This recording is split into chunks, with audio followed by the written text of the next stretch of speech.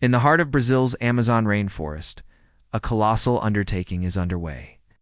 Workers are preparing to excavate a hole half a mile deep, its diameter rivaling that of a subway tunnel.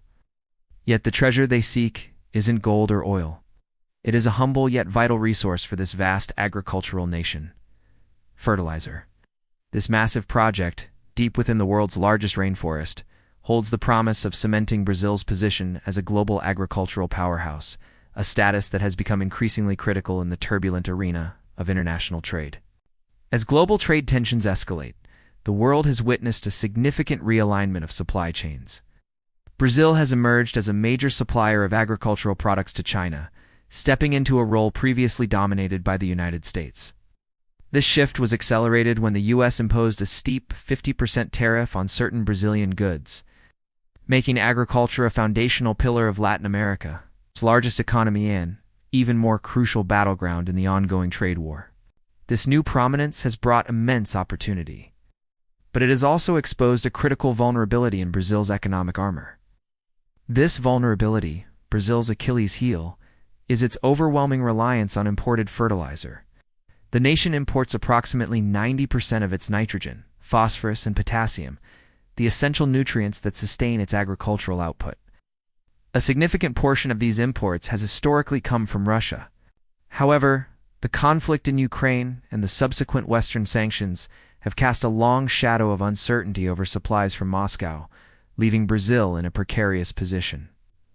The solution to this dependency may lie buried deep beneath the Amazon rainforest, a hidden resource that could reshape the country's economic destiny. The key to unlocking Brazil's agricultural independence is potash, a critical component of fertilizer. A Canadian-headquartered mining company, Brazil Potash Corp., is spearheading a monumental $2.5 billion project to develop a potash mine near the town of Atezes.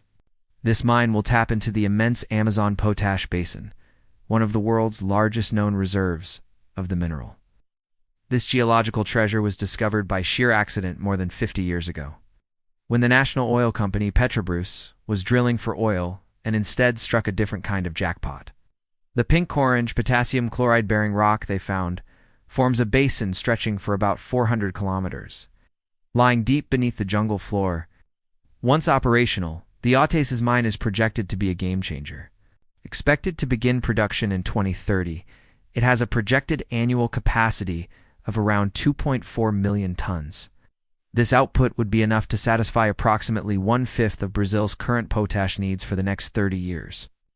Looking at the bigger picture, the basin's total reserves could propel Brazil significantly closer to its national goal of fertilizer self-sufficiency. A stable domestic supply of potash would act as a powerful shield, insulating Brazil's vital agricultural sector from the shocks of geopolitical turmoil.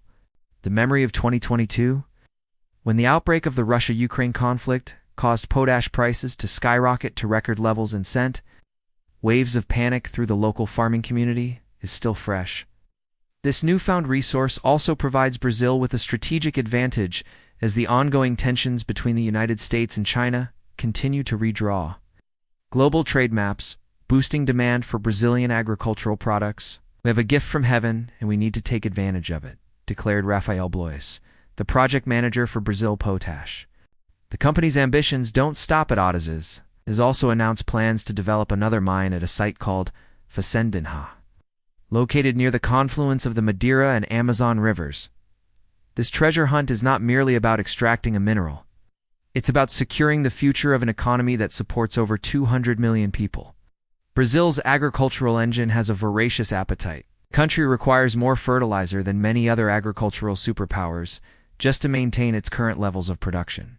Despite its lush climate, much of Brazil's soil is naturally prone to rapid degradation. Rich in clay, these soils struggle to retain nutrients, especially during the region's heavy rains, making consistent fertilizer application essential. This high demand has not gone unnoticed on the world stage. Chinese investors have shown significant interest in the Atezes project, which also includes the development of a port and a 100-mile power line. A potential deal is on the table where Beijing could purchase potash directly from the mine on behalf of Brazilian farmers. In exchange, China would secure a guaranteed long-term supply of crucial commodities like soybeans and cotton, creating a symbiotic economic relationship. The location of the Atezes project in Amazonas state presents a unique mix of logistical advantages and daunting challenges. The mine site is situated 400 miles from Mato Grosso state, a journey through dense, unforgiving jungle. However, this distance is a fraction of the thousands of miles fertilizer currently travels from Russia. Mato Grosso is the nation's largest soybean producer, and consequently, a leading consumer of fertilizer. This creates a potential logistical loop. Trucks carrying agricultural products from Mato Grosso to the northern coast for export, which currently return empty, could be filled with potash from the new mine on their journey back. Matt Simpson, the CEO of Brazil Potash, highlighted the strategic importance of the project. Brazil is a leading exporter of agricultural products to China, but is facing fertilizer supply risks due to global geopolitical tensions, he stated. Having a stable domestic potash supply is vital. However, the path to digging this giant hole in one of the world's most environmentally and culturally sensitive areas has been anything but easy. Rafael Blois, who has experience with massive undertakings having been involved in the development of the world's largest iron ore mine, Carias noted that it took the company a full decade to navigate the complex legal landscape and secure support from all levels of the community, from the local mayor to the parish priest, before finally obtaining the necessary permits. Brazil Potash has made a firm commitment to conduct its mining operations entirely outside the officially demarcated land of the Mura, an indigenous community whose ancestral territory overlaps with the mine's concession area. Initially, the Mura were skeptical, but the company's efforts to fund schools, support local football teams, and aid in the development of fish farming, agriculture, and handicrafts have shifted opinions. Now, approximately 35 of the 40 Mora villages have expressed their support for the project. For many in the region, the mine represents a beacon of hope. In Curitiba, the nearest village to the mine, with a population of about 500 households, living conditions are extremely challenging. Dirty water leads to frequent bouts of diarrhea, the local wharf collapses during floods, river pirates are a constant threat. There is no police presence, and a doctor visits only once every 2 weeks. "We don't want our children to live like this," explained Aldo Nelson, Moraes Pavão, the chief of Curitiba. "Indigenous people want to live like other Brazilians, with cold water in the fridge, a car, air-conditioned bedrooms. The Atezes mine project is therefore raising profound questions about the future of the Amazon and its people, a conversation. It resonates with particular urgency as world leaders gather in Brazil for the UN climate conference. Environmental groups, however, are sounding the alarm.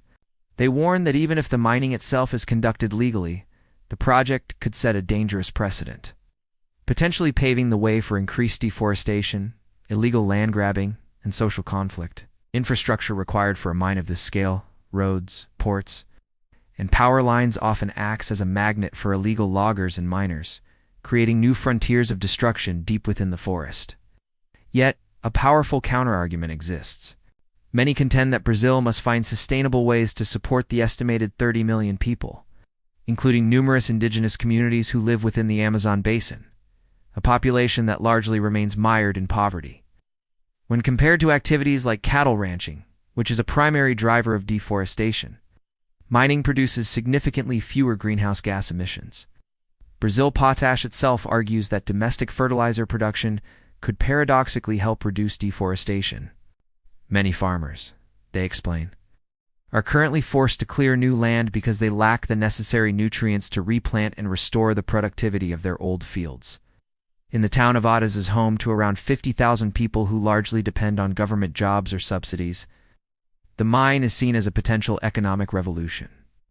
Mayor José Thome Neto projects that the mine could create thousands of direct jobs and as many as 30,000 indirect jobs, potentially doubling the town's population over the next 30 years. The anticipation is palpable. People have high expectations, he said. The project is viewed not just as a means to secure food security for the country, but as a catalyst for a new economic model that could transform the entire state. This single mine, buried deep beneath the Amazon, carries the weight of a nation's ambitions, the hopes of its people, and the future of the world's most vital ecosystem.